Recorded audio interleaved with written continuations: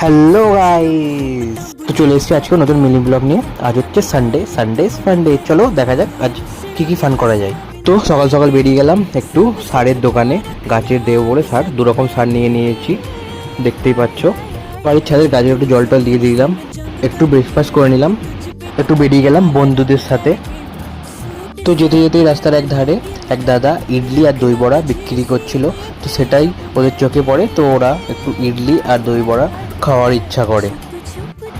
তো দেখতে পাচ্ছ দাদা ছোট্ট একটা সেট আপ করে নিয়েছে।